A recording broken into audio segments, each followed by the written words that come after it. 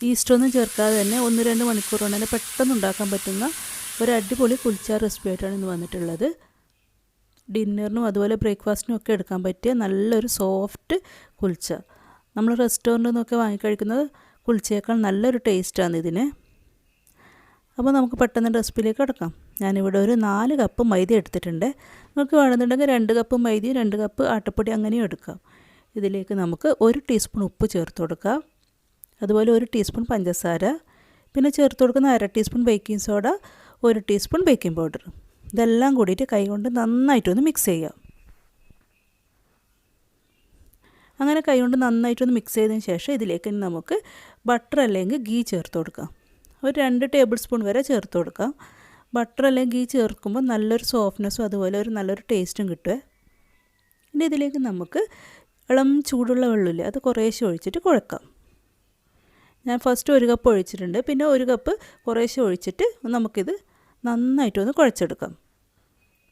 കുറഞ്ഞതൊരു 10 മിനിറ്റെങ്കിലും കുഴക്കണേ. എന്നാൽ മാത്രമേ നമ്മുടെ കുൽച്ച നല്ല സോഫ്റ്റായിട്ട് കിട്ടുകയുള്ളൂ. നന്നായിട്ട് തന്നെ ഒന്ന് കുഴക്കുക. നിങ്ങൾക്ക് വേണമെന്നുണ്ടെങ്കിൽ ബട്ടറിൻ്റെ അളവ് കൂട്ടി കൊടുക്കുക. ബട്ടറൊക്കെ കൂടുതൽ ഇടുമ്പോൾ നല്ലൊരു ടേസ്റ്റ് ആയിരിക്കും ഇതിന്. അങ്ങനെ ഇതിവിടെ കുഴച്ചിട്ടുണ്ട്. കുറച്ച് ഓയിൽ തടവിട്ട് ഇതിൻ്റെ മുകളിലൊന്ന് ഇതുപോലെ ചെയ്ത് കൊടുക്കുക. എന്നിട്ടിത് കവർ ചെയ്തിട്ട് നമുക്ക് 1 മണിക്കൂർ ഒന്ന് റെസ്റ്റ് ചെയ്യാൻ വെക്കാം. ടൈം ഉണ്ടെങ്കിൽ ഒരു 2 മണിക്കൂറൊക്കെ വെക്കാം. ടൈമില്ലെങ്കിൽ 1 മണിക്കൂർ കുറഞ്ഞതെങ്കിലും വെക്കണം. അങ്ങനെ 1 മണിക്കൂറിന് ശേഷം കണ്ടില്ലേ, നമ്മുടെ മാവ് റെഡി ആയിട്ടുണ്ട്. ഇതിന് പൊങ്ങി വരാനൊന്നുമില്ല, നമ്മളിതിൽ ഈസ്റ്റൊന്നും ചേർത്തിട്ടില്ലല്ലോ. പക്ഷെ നല്ല സോഫ്റ്റ് ആയിട്ടുണ്ടാവും. ഇനി ഇതൊന്നുകൂടി കൈ കൊണ്ട് നന്നായിട്ടൊന്ന് കുഴച്ചെടുക്കുക. അതിന് നിങ്ങൾക്ക് എത്ര വലുപ്പത്തിലുള്ള കുൽച്ചയാണ് വേണ്ടതെന്ന് വെച്ചാൽ അതിനനുസരിച്ചുള്ള ബോളുകളായിട്ട് ഇത് ഡിവൈഡ് ചെയ്യാം.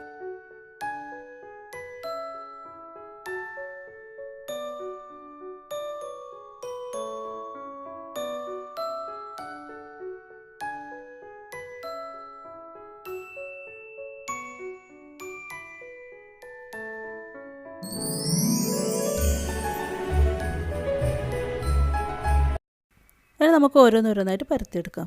നമുക്ക് ഇഷ്ടമുള്ള ഷേപ്പിൽ പരത്തിയെടുക്കുക. റൗണ്ട് ഷേപ്പിലാണ് ഇഷ്ടമെങ്കിൽ അങ്ങനെ ചെയ്യില്ലെങ്കിൽ ഓവൽ ഷേപ്പിലും പരത്തിയെടുക്കുക. പിന്നെ കട്ടി കുറച്ച് പരത്തരുത്, കുറച്ച് കട്ടിയിൽ തന്നെ പരത്തിയെടുക്കണേ. ഇതിൻ്റെ മുകളിൽ ഞാൻ കുറച്ച് കസൂരി മേത്തി ലീവ്സും അതുപോലെ കരിഞ്ചീരകവും അതും കൂടി ഇട്ടിട്ട് ഒന്ന് പ്രസ് ചെയ്തിട്ട് ചെയ്യുന്നുണ്ട്. ഇതിന് പകരം വെളുത്തുള്ളി ചതച്ചത്, മറ്റേ മല്ലിയില അരിഞ്ഞതൊക്കെ ഇട്ട് കൊടുക്കുക. നിങ്ങൾക്ക് ഇഷ്ടമുള്ളതുപോലെ ചെയ്യുക. അതിൽ പ്ലെയിനായിട്ടും കുഴപ്പമൊന്നുമില്ല, അങ്ങനെയും ചെയ്യാം. ഇത്രയേ ഉള്ളൂ. ഇതിവിടെ റെഡിയായി. ഇനി നമുക്കിത് ചുട്ടെടുക്കാം. നമ്മുടെ ഫ്രൈ പാൻ നന്നായിട്ട് ചൂടായിട്ടുണ്ട്. ഇനി ഒരു മീഡിയം ഫ്ലെയിമിൽ വെക്കുക. എന്നിട്ട് ഇതിലേക്ക് ഇട്ട് കൊടുത്തിട്ട് ഇതിലേക്ക് കുറച്ച് വെള്ളം ഇതുപോലെ സ്പ്രിങ്കിൾ ചെയ്ത് കൊടുക്കുക. ഈ വെള്ളത്തിൻ്റെ ആവിയിൽ നമുക്കിത് പെട്ടെന്ന് റെഡിയായി കിട്ടും. മീഡിയം ഫ്ലെയിമിൽ 1 മിനിറ്റോളം ഇതൊന്ന് അടച്ചു വെക്കാം. ഇതിപ്പോൾ കുറച്ച് പൊങ്ങി വന്നിട്ട് കാണാൻ പറ്റുന്നുണ്ടോ? ഇതിന് തിരിച്ചിട്ട് കൊടുക്കുക. ഇനി ഒന്നുകൂടി നമുക്ക് വെള്ളം കുറച്ച് ഇതുപോലെ സ്പ്രിങ്കിൾ ചെയ്ത് കൊടുക്കുക. കുറച്ച് മതിയെ വെള്ളം ഇതുപോലെ ചുറ്റും ഇങ്ങനെ ചെയ്ത് കൊടുക്കുക. ഈ വെള്ളത്തിൻ്റെ ആവിയിലാണ് ഇത് കുക്കാവുന്നത്. ഇത്രയേ ഉള്ളൂ. ഇനി ഇത് നമുക്ക് ഒന്ന് പൊങ്ങി വരുന്നവരെ വെയിറ്റ് ചെയ്യുക. മീഡിയം ഫ്ലെയിമിൽ വെച്ചിട്ട് തന്നെ ചെയ്യാൻ നോക്കണേ.